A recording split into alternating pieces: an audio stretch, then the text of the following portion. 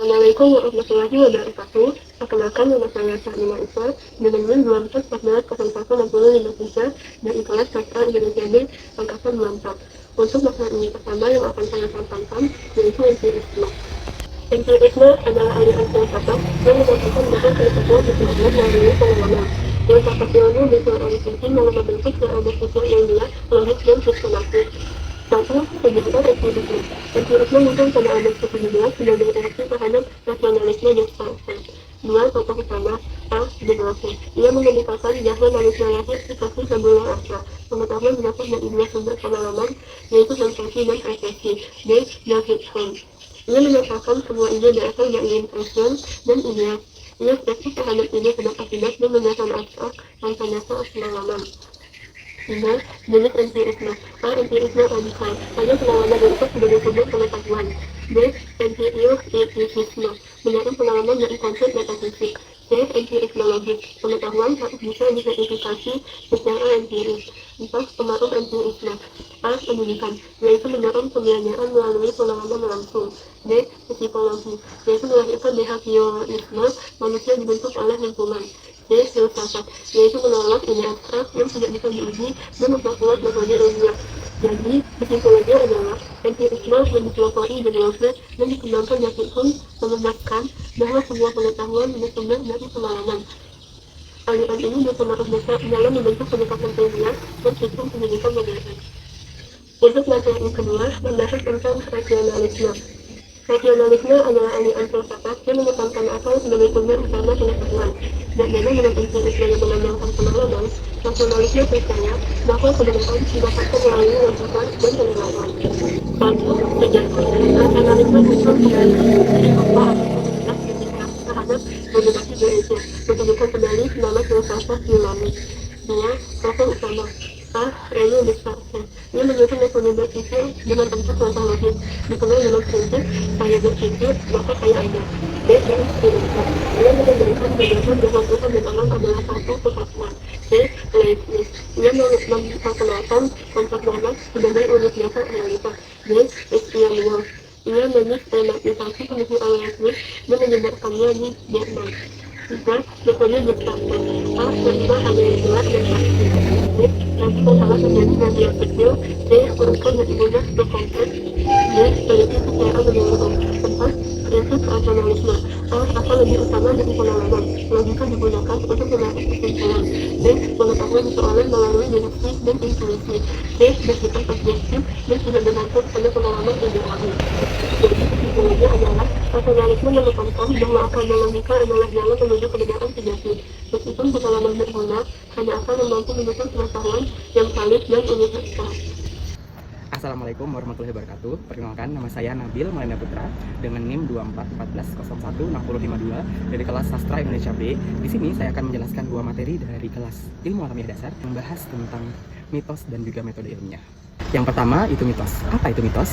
Menurut Kamus Besar Bahasa Indonesia di tahun 1990, mitos merupakan suatu cerita yang berisikan tentang peristiwa zaman dahulu, pahlawan zaman dahulu, atau tentang dewa-dewi yang mengandung tentang penafsiran semesta alam atau asal-usul manusia dan asal-usul dari bangsa itu sendiri yang diungkapkan dengan cara gaib dan mengandung arti yang sangat mendalam. Lalu, apa fungsi dari mitos? Menurut Malinowski, fungsi mitos adalah mengangkat, mengungkapkan, dan merumuskan kepercayaan, memperkuat dan menjaga moralitas, serta memberikan peraturan-peraturan praktis atau kecil yang dapat menuntun manusia. Yang pertama adalah mitos yang sebenarnya. Maksud dari mitos yang sebenarnya adalah pada zaman dahulu tuh manusia sering bersungguh-sungguh menjelaskan atau berupaya menjelaskan tentang apa yang dialami atau apa yang sedang terjadi dengan imajinasinya, namun terhalang oleh kurangnya pengetahuan. Jadi pada bagian ini tuh sering kali dikaitkan dengan tokoh atau dewa-dewi. Jadi contohnya tuh seperti fenomena gerhana bulan yang sering kali diungkapkan atau dinyatakan sebagai fenomena bulan ini tuh sedang dimakan oleh raksasa. Yang kedua ada cerita rakyat. Cerita rakyat ini adalah sering kali kita temui di dalam kehidupan kesehari-hari, yaitu cerita yang berasal dari mulut ke mulut. Jadi sangat sulit untuk diterka atau diperiksa dan dijamin kebenarannya karena hanya beredar dari cerita dari mulut ke mulut tentang kehidupan masyarakat. Yang ketiga dari jenis-jenis mitos itu ada legenda. Legenda ini tuh sama hampir mirip seperti cerita rakyat, disebarkan dan diceritakan dari mulut ke mulut, namun mengandung unsur spiritual. Dan yang terakhir dari jenis-jenis mitos itu ada folklore atau dongeng. Sebenarnya sama seperti cerita rakyat, legenda, namun folklore ini tuh lebih mengarah Dia tuh disebarkan secara lisan juga, disebarkan secara mulut ke mulut, namun lebih banyak mengandung nilai moral. Jadi folklore ini tuh sedang mencoba untuk memberitahu kepada pembaca atau pendengar bahwa di dalam cerita ini tuh ada nilai dan moral yang dapat diambil dari sang tokoh. Nah, selanjutnya ada ciri-ciri dari mitos. Yang pertama itu adalah terdapat tokoh seperti dewa, dewi, ataupun manusia setengah dewa. Yang kedua, kejadiannya itu tuh bukan di dunia yang kita huni, melainkan di dunia lain, atau di dunia gaib, atau di dunia makhluk astral. Ketiga itu adalah cerita itu sering dianggap sebagai cerita yang suci dan mengandung nilai-nilai yang baik untuk kehidupan kita, terus juga mudah dipercayai oleh masyarakat atau yang sudah dipercayai oleh masyarakat umum. Yang terakhir itu adalah ceritanya itu terjadi pada masa yang lampau atau yang sudah lama sekali. Jadi kesimpulan dari mitos adalah sebuah cerita yang diwariskan secara lisan atau secara mulut ke mulut dengan dari generasi ke generasi atau turun temurun, sehingga menjadi kepercayaan tersendiri bagi masyarakat atau suatu kelompok. Selanjutnya saya akan menjelaskan tentang materi dari metode ilmiah. Metode ilmiah adalah proses keilmuan yang bertujuan untuk mendapatkan pengetahuan secara sistematis dan berdasarkan bukti fisis. Yang kedua, ada perbedaan dari ilmiah dan non-ilmiah. Metode ilmiah adalah suatu prosedur yang digunakan untuk memecahkan suatu masalah dengan struktur dan logis. Sedangkan metode non-ilmiah adalah tidak mengikuti struktur atau tidak mengikuti prosedur logis dan juga lebih bersifat ke pengalaman pribadi. Kriteria dari metode ilmiah adalah berdasarkan fakta, bebas berprasangka, memiliki prinsip atau jaminan dari setiap pertanyaan, jadi mampu menjawab setiap pertanyaan dengan logis, lalu ada prinsip analisis untuk kesimpulan. Sedangkan karakteristik dari metode ilmiah itu adalah logis, teruji, dan bersifat alamiah, konseptual, empiris, dan teranalisis secara rinci. Selanjutnya ada sikap dari metode ilmiah. Yang pertama adalah rasa ingin tahu yang tinggi, bersikap jujur, berani, dan disiplin, lalu juga berpikir secara terbuka, memiliki kepedulian, dan yang terakhir, teliti, tekun, dan objektif. Selanjutnya ada langkah-langkah dari melakukan metode penelitian ilmiah. Yang pertama adalah penemuan masalah. Setelah menemukan masalah, selanjutnya kita akan bertemu di step yang kedua, yaitu perumusan masalah. Setelah masalah dirumuskan, yang ketiga adalah kita harus membuat kerangka berpikirnya.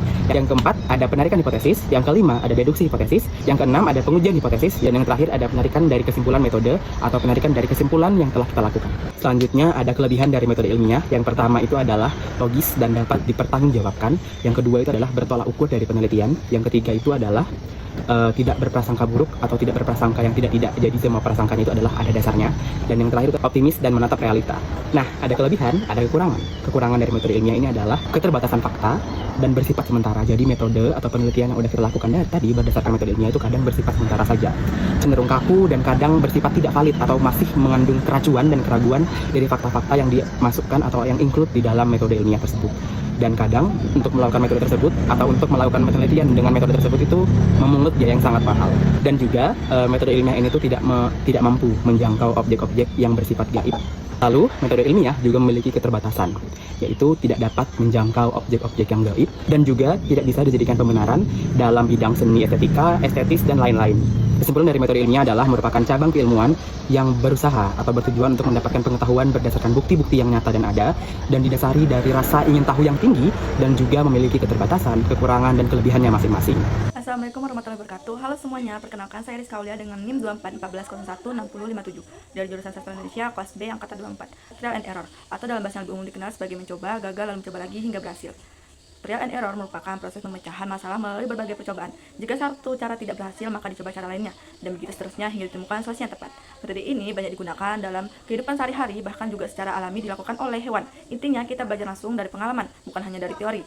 Nah, metode ini pertama kali diperkenalkan secara ilmiah oleh seorang tokoh fisiologi yang bernama Eldrodorike melalui eksperimen dengan seekor kucing di dalam kotak. Dari percobaan tersebut, ia merumuskan prinsip yang dikenal sebagai law of effect, yaitu bahwa tindakan yang memberikan hasil positif akan cenderung diulang. Lalu, seberapa besar peran metode ini dalam sejarah ilmu pengetahuan? Ternyata perannya sangatlah besar. Sebelum metode ilmiah modern berkembang, para ilmuwan di masa lalu sering mengandalkan pendekatan trial and error untuk melakukan eksperimen. Beberapa contohnya adalah Thomas Edison yang ribuan kali gagal sebelum menemukan bola lampu. Selanjutnya ada Wright bersaudara yang melalui berbagai percobaan merancang pesawat terbang. Selanjutnya ada Gauguin Mendel yang melakukan penyilangan tanaman secara terus-menerus hingga akhirnya menemukan hukum pewaris sifat. Nah, metode trial and error memiliki sejumlah kelebihan, antara lain mudah diterapkan tanpa perlu teori yang rumit, mendorong proses berpikir aktif dan relatif, fleksibel dan mencari solusi alternatif, cocok digunakan ketika belum ada dasar teori yang jelas. Namun, tentu saja metode ini juga memiliki beberapa kekurangan. Antara lainnya adalah membutuhkan waktu dan sumber daya yang lebih banyak, tidak menjamin keberhasilan dan waktu yang singkat, tidak cocok untuk menyelesaikan masalah kompleks yang memerlukan analisis mendalam. Namun, meskipun begitu, metode ini tetap memiliki nilai ilmiah yang tinggi. Banyak penemuan di informasi penting dalam sejarah justru lahir dari proses trial and error. Maka dari itu, kegagalan bukanlah akhir, melainkan bagian dari proses belajar, memperbaiki, dan menemukan hal baru. Sekian materi yang bisa saya sampaikan. Terima kasih.